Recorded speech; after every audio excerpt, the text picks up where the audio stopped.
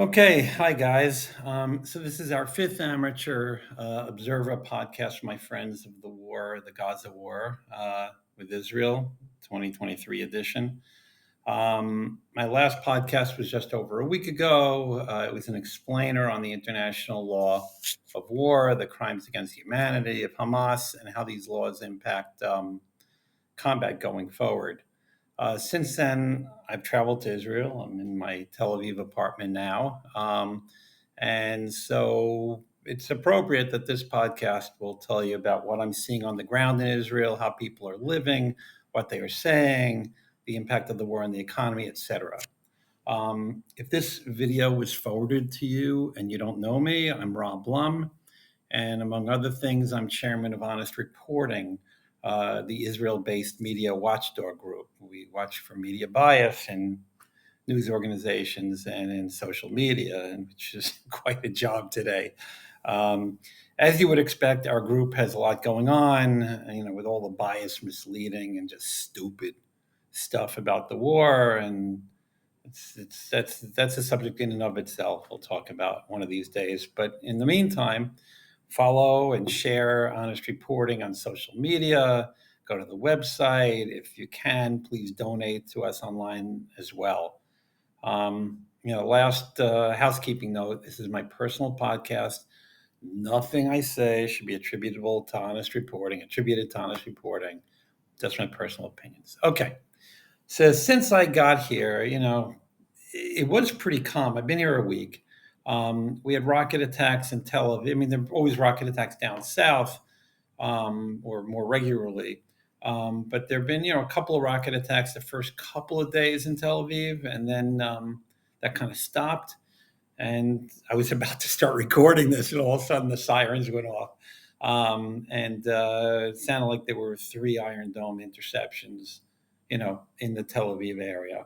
They basically, you hear the siren, you, if you're looking, which I'm not supposed to be, because I'm supposed to be my mamad, you hear the boom, boom, boom when the Iron Domes hit the missiles. I mean, it's still miraculous that they hit them head on like that.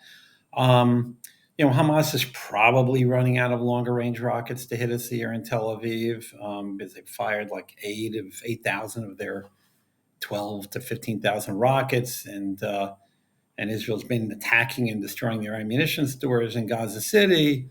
So, plus because Israel is down there, has surrounded Gaza City now and is going into Gaza City, it's harder for them to get off the rockets.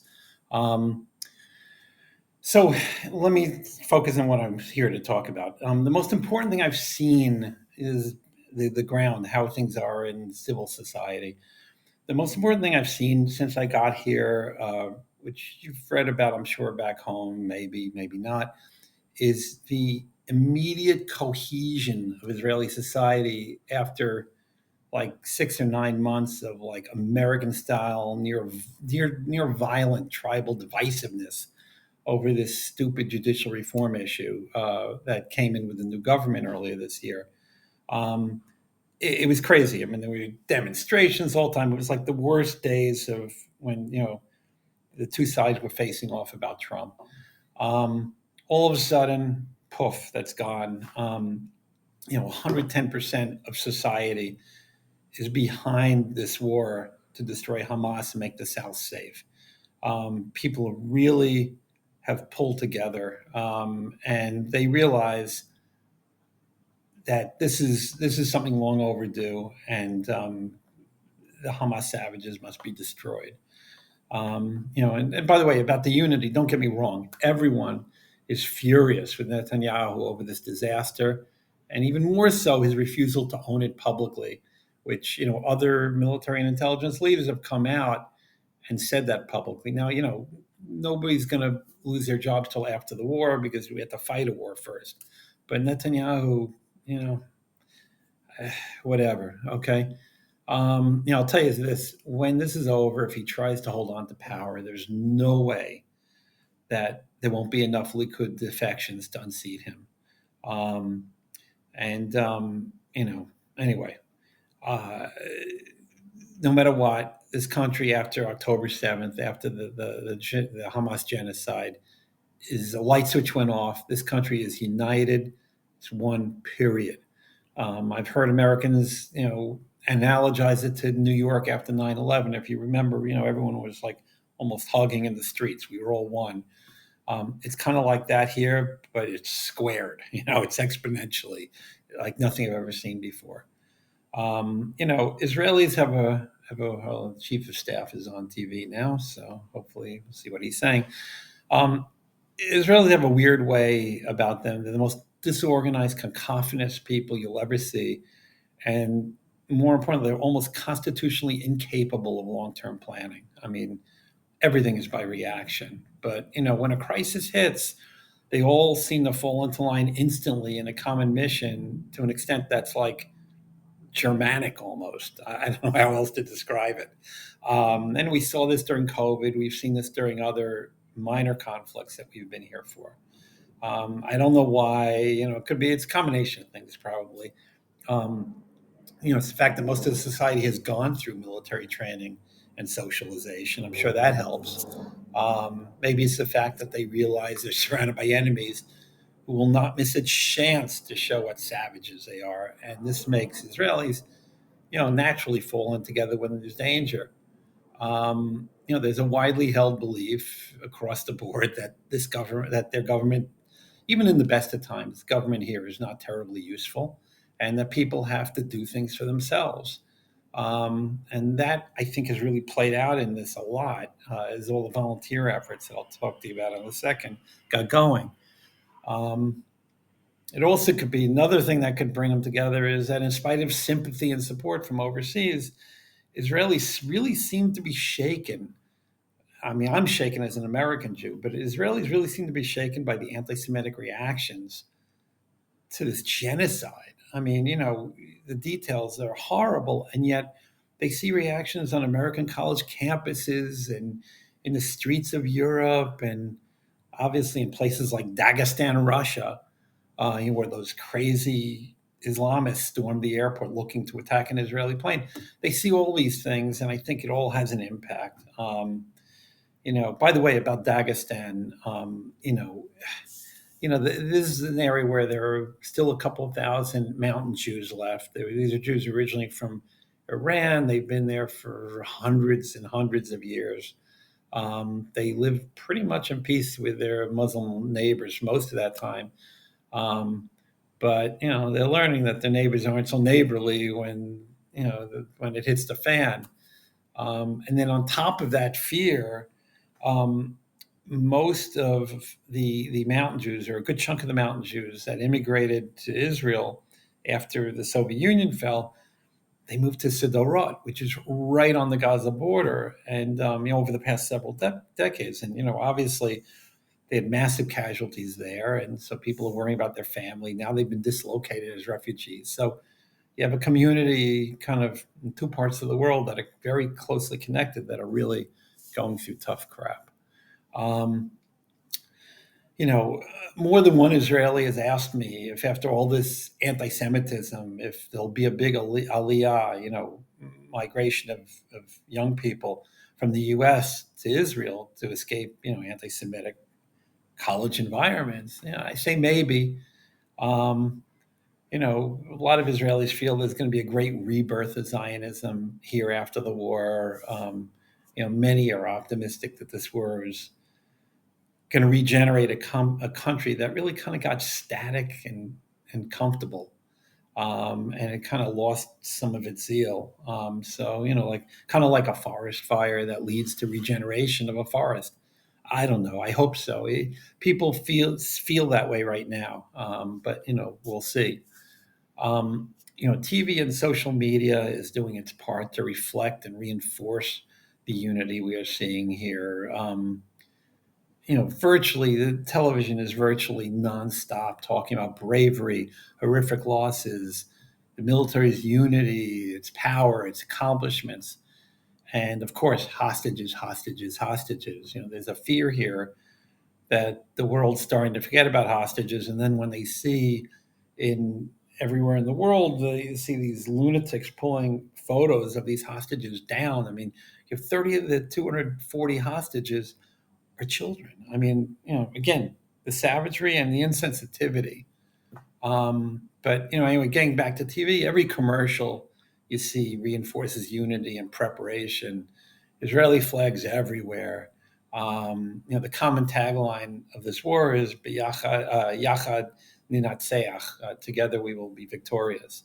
Um, every night, a couple times a night, a commercial keeps playing with basic first aid trip tips.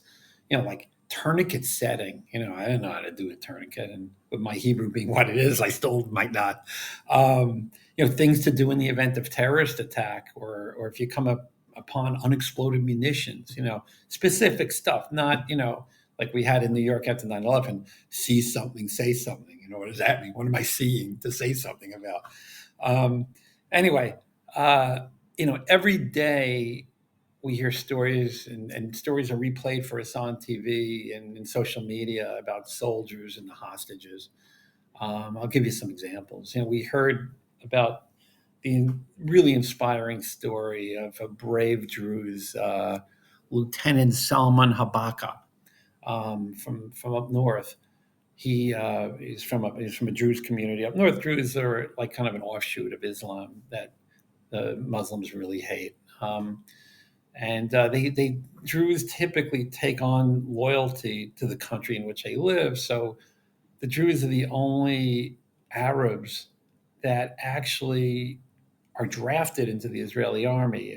Israeli Arabs, and it's about 20% of the population, is permitted to volunteer for the army, but Druze are drafted. Anyway, so Colonel Habaka, on the 7th, on the day of the genocide, really, he moved his tank battalion down from the northern West Bank in the early hours of that day on his own initiative. He split up his tanks, without commands. He split, and a lot of people were working on their own initiative. He split up his tanks to defend multiple villages and kibbutzim instead of concentrating them, which is what military people are usually taught to do. But as a result of his moves, he saved many civilians as well as soldiers. Tragically, he was killed in Gaza on Thursday. But there have been other Arab, Bedouin, and Druze, Israeli IDF casualties as well. Reminds me of the Negev Bedouins, I should mention. It's weird. There's been a checkered history with the Negev Bedouins. At the beginning, they were all in, loyal to the state. They were made citizens. They're notorious. They're great trackers. And they go into the army to do that. Over the past decade or so, there's been some friction about different things that are just too complicated to go into. Recruitment rates went down, but there's still most of them still consider themselves Israeli, but it was unclear. Now they're back in full. You see time and time again, the Bedouin communities are totally in. And there's a strong volunteer effort in some of the volunteer movements I'll mention in a second among the Bedouins, as well as military participation. Why? Well, they kind of had the same wake up call we did, and the Jewish Israelis did on the 7th. Many of the Bedouins from the south, they work in southern kibbutzim, where the attacks happen. And apparently 24 Bedouins, men, women, and children. And, these are identifiable Bedouins, women in hijabs, okay? 24 of them were killed by Hamas terrorists who knew who they were, but they still killed them. And 6 more were taken hostage. And, Bedouin culture is a culture of blood feuds. And, I hear people talk about it, and they're all in. I was actually involved in a nonprofit that worked with Bedouins in the South, giving them better education, blah, blah, blah, and talked to a friend and, hear some of this. Anyway, we also heard other things that were interesting, and I'm not just focusing on minorities because they should, but it's interesting. We have women are in combat units in the Israeli military. So there was a squad of female Caracal battalion soldiers, and this is on the 7th, and under intense fire, you know, and they're taking their own casualties. And these are girl soldiers. Okay, they managed to kill over 100 terrorists defending, villages, defending a village, two villages in the south. Um, the stories of bravery continue. You keep hearing new ones. Really amidst total failure by the higher ups. And people here are really behind the soldiers. I'll give you an example. A recent poll, and these numbers are genuine. A recent poll showed that only 42% of Jewish Israelis had high confidence in the government leadership. The percentage that had confidence in the soldiers of the IDF was 97%. I mean, that's insane. But you understand these soldiers are everyone's children. They're everyone's brothers, sisters, fathers, mothers, and they're treated that way by Israelis. So that's, I guess, why 97%. 97%. Of the 360,000 or more reservists who've been called up, it's worth noting it's not only the kids, and it's not only combat personnel and doctors in their 20s and 30s. A friend of mine up north who lives up north he's my age. He's 63. He's been called up. So he used to run a unit that extracted terrorists from the West Bank. So I'm sure his skills are at use. My co-op president, that's essentially what it is. My Vad Habayit, it's a small building, so there's only one guy. He's 51 years old, okay, and he's got grayer hair than I do, but he's in good shape. He got called up also, as well as his oldest son at the same time. Um, and he has a cybersecurity startup, so I'm sure his skills are useful. But his son is in a combat unit, as combat soldier in an elite unit. His mother was telling me, my daughter's wife was telling me that first the kid was in the south, then they moved him up north. And his wife soldiers on at home, stiff upper lip and all of that, and taking care of the teenage daughters who are volunteering, like all Israelis, in all kinds of ways. I mean, volunteering people do is incredible here. Just out of nowhere, it just happened. They do everything from producing and delivering home cooked meals and good sandwiches for soldiers and driving it down. The one positive about having a war right on your border is you can deliver the stuff easily. It takes an hour and a half to get down there to Gaza from Tel Aviv, or less. And they've also provided for a multitude of needs of Israel's internal refugees. Remember, international law requires that if you're in a war, the occupying power, which in Israel is Israel, is supposed to move its civilians out of harm's way. Okay, now you should do that out of humanity, but it's international law. Okay, the Hamas does the opposite. They move civilians in harm's way, which is a war crime. But put that aside. So Israel moved between 120 and 140,000 people. They evacuated from the towns in the south near Gaza and also towns on the Lebanese border, where rockets are coming in periodically. And they moved them to places like, Dead Sea hotels, Eilat hotels, kibbutzim in the center of the country, because, there are no tourists now. But these people, they don't know how long they're going to be out of their homes for, and a lot of their homes were destroyed. But those who didn't, they don't know how long they're going to be out of their homes, and so they really have to reconstitute their lives. They set up schools, they need clothing, they have to cook, and there's a lot of emotional healing that has to happen and mourning because the people down south, they've lost family, they've lost everybody, but everyone in this country knows people who've been died or even worse, been taken hostage. Um, and, it's kind of something that should be stressed. Okay. The war is not about revenge against the Palestinians. I mean, sure, people really, there are a lot of people have bloodlust, but that's not what the war is about. And it's offensive that Biden keeps implying that, and he's doing it for the benefit of his left, which is just a loser strategy. I mean, he should go all in on the war on this axis of evil we're facing. But whatever, I'm not his political advisor. But the real purpose of this war is to make it safe for these Israeli internal refugees to move back to their homes and feel safe again. If you don't make that area feel safe again, then the south of the country will be barren and the terrorists will have won, and that will set a hallmark for a strategy for Iran to do in the north, to do in the center from the West Bank, and basically to force the Israelis to give up. So, that's kind of what's behind this war. Also, we have to destroy them and destroy Hamas so that the South can be safe again.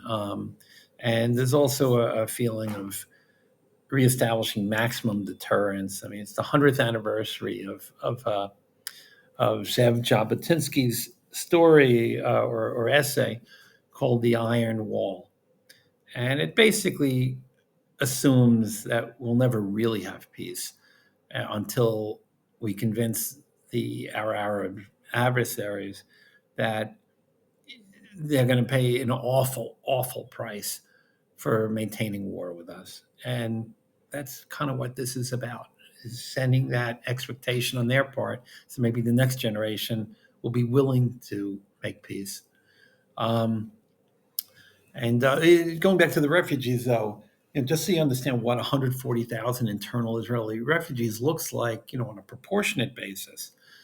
Imagine if Connecticut, Nevada, or New Mexico, places with 4 or 5 million people, because that's the equivalent math.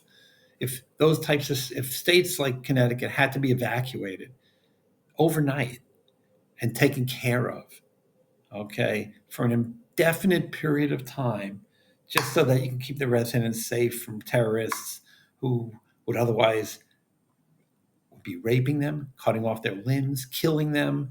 These are all things that happen in the South. In one case, it's horrible, but there's documented proof of it. In one case, the Hamas terrorists put a baby in an oven in front of the mother, turned on cooked the baby in the oven, made the mother watch, and then killed her.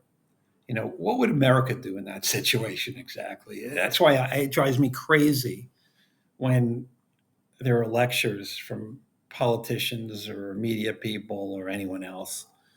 Anyway, enough off of that terrible subject.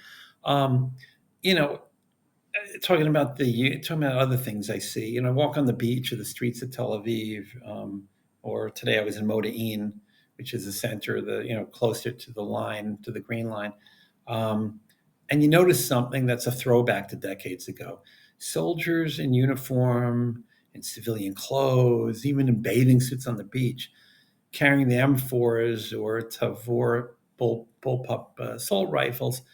And you've seen that in Jerusalem a lot, not so much in Tel Aviv. And the thing that's really interesting is you'd never ever see, other than in scary parts of Jerusalem, you'd never ever see those weapons with magazines loaded. Now everybody walks around with a magazine in their eye. I mean, I was in the train station today because I took a train to Modi'in, and magazines and everyone's locked and loaded, not locked and loaded, but loaded. Part of this is for security. Part of this is, people have lost their sense of security they had before the war. They knew they lived in the horrible neighborhood, but they really had a sense of security. Um, there's a funny image. I wish I had taken a picture of, people walking around. On Thursday, I'm walking up my street and I ran into my neighbor who happens to be the Chabad rabbi from my neighborhood, Chabad. He's wearing his typical Chabad clothing, a black fedora, a black suit, white shirt, and he's got an M16 slung over his shoulder, magazine loaded, of course. As I said, what's going on?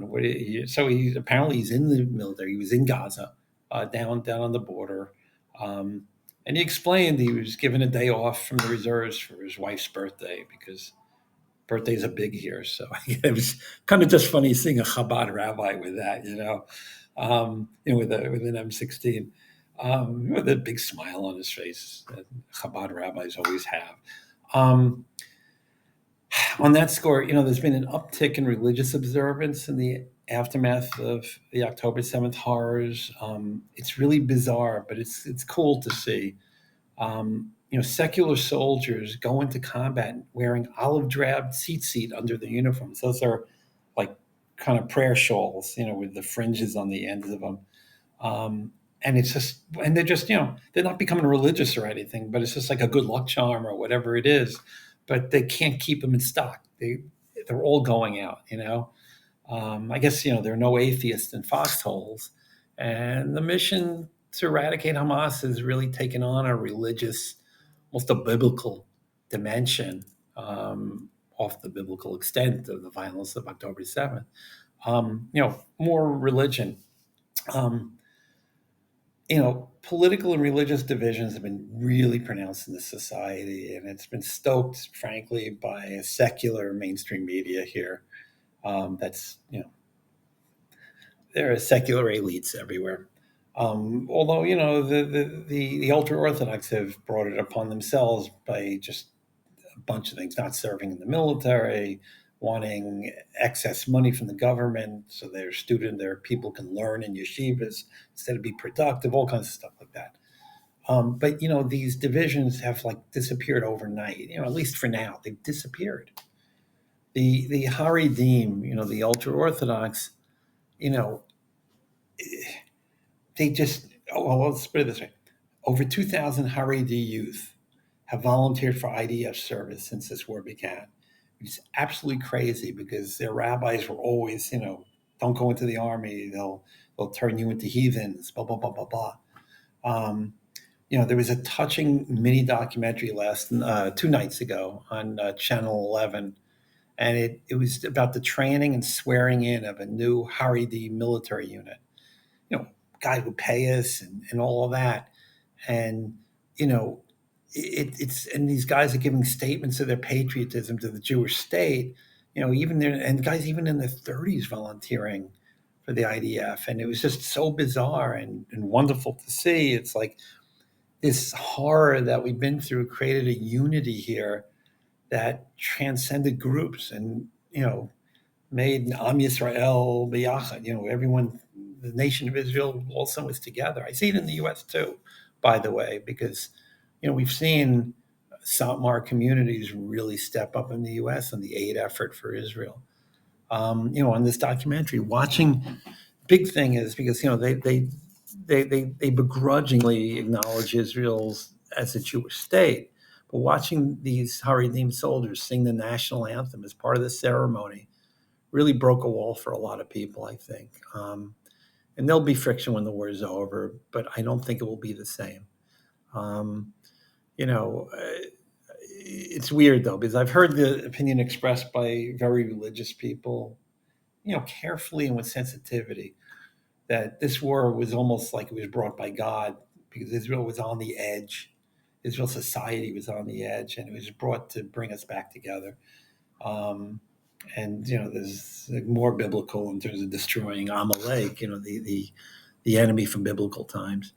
Um, so I mean, listen, everyone feels the next era is going to be a rebirth of Zionism in Israel as we destroy Hamas, and I hope they're right.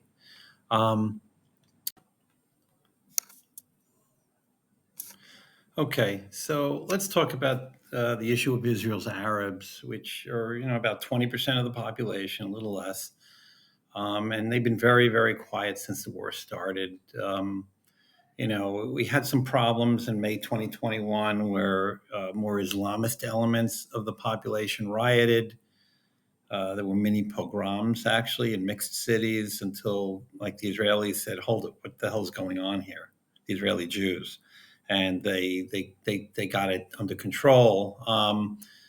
Things have been very quiet. I don't know if there are all kinds of reasons for that people say.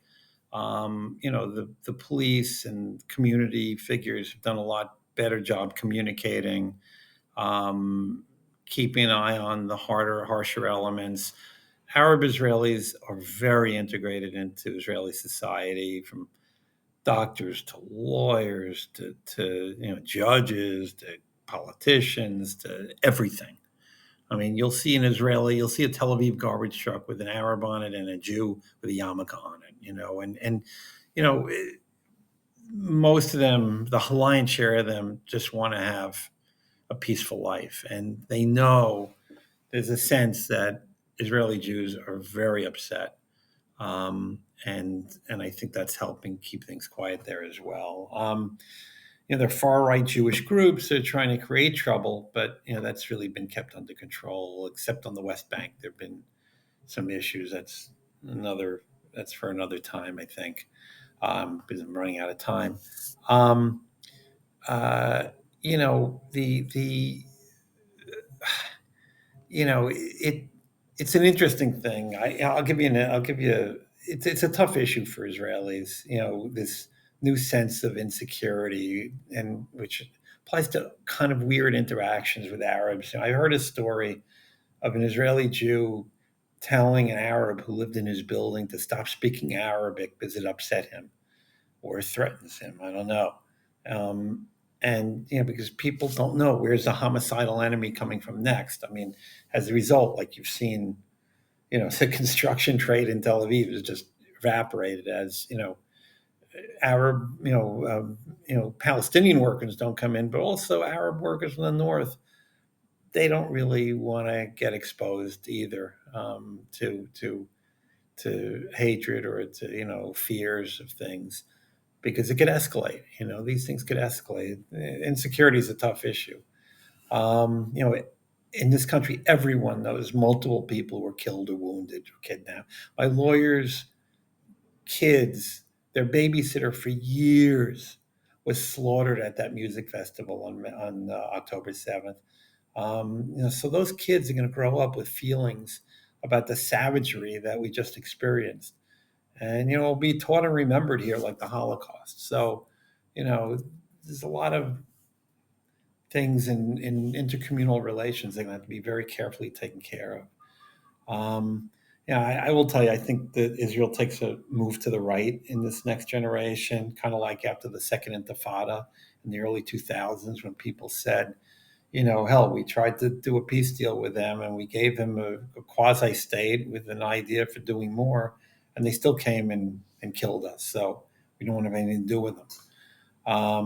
The issue for Israel is, where will leadership come from? Because I think we're pretty bankrupt in terms of leadership. That's one of the outgrowths of the Netanyahu era. Um, Friends on the left don't see it that way, but who knows? I really think this place is moving to the right, and but in some sense, the most major differences day to day revolve around the economy and integration of the ultra orthodox and Arab segments deeper into the workforce. Um, anyway, so for all the optimism, in Israel, that this may lead to a new beginning, and a breakup of the leadership logjam we have here to get rid of Netanyahu, which he kind of retarded the ability for new leadership to develop. Um, the wartime economy in Israel and its aftermath is a concern, as I mentioned earlier. Give me a statistic. Right now, approximately 18% of the workforce is temporarily dislocated, not working. 18%, either due to being called up to the army, or the dislocations of businesses in the South, or due to things like the absence of tourists. So the tourist trade is dead. Okay. This situation is kind of like during COVID. It puts pressure on the military to win, and win relatively quickly, to make two big sections of the country, habitable from a security perspective. Because the longer this goes on, your economy can't suffer having 360,000 reservists plus 120, 140,000 internal refugees for away from their jobs, away from their fields forever. We've actually, one of the biggest emergencies right now is, and that people volunteer, is to pick the fields, because a bunch of ties were taken. No one's bringing anyone from Gaza to pick the fields now, and it's harvest season. Um, So, and Israel's currency has lost about a quarter of its buying power in the past year or so, and although it seems to be stabilizing now, and but Israel also faces the risk that the new normal of higher interest rates globally makes high risk equity investing, like investing in venture capital, which drives a good chunk of this economy, 15-20% of the economy. High interest rates are gonna retard that, and so that creates a more pressure on the economy. But on the other hand, if you believe like I do that we are going into World War III, or maybe in 1938, 37, I don't know, maybe 39. Um, you can expect an expansion of Israel's defense industry and its cyber defense and cyber offense industries as well, where it's a world leader. But I mean, listen, we got the Iranians, we got the Russians, we even have the Chinese, the communist Chinese. They're all over this war. Um, the Chinese, by using TikTok and their algorithms, TikTok should be outlawed in the United States. By the way, it's a brainwashing tool, and it's remarkable to me. So much of the evidence is there now that I see through honest reporting on this. But anyway, so that's what I've got for you. Bottom line, Israel is 100%. Israel society is 100% in support of completely eradicating Hamas from the face of the earth in a biblical way. Um, and the war is being fought, as far as we can see, in compliance with international law. I will say undoubtedly more so than U.S. wars of choice this century, where we've killed hundreds of thousands of civil, not we've killed, but hundreds of thousands of civilians have been killed in our wars. But I have no doubt that Israel's military is moral in this regard. But again, under the laws of war, if Hamas hides behind civilians and it's valid to try to destroy the leadership of Hamas, you will have civilian casualties. Anyway, we pray for and do not forget the 244 hostages, including the 30 children held by these savages. These savages must be destroyed. Anyway, thanks for listening, and bye bye.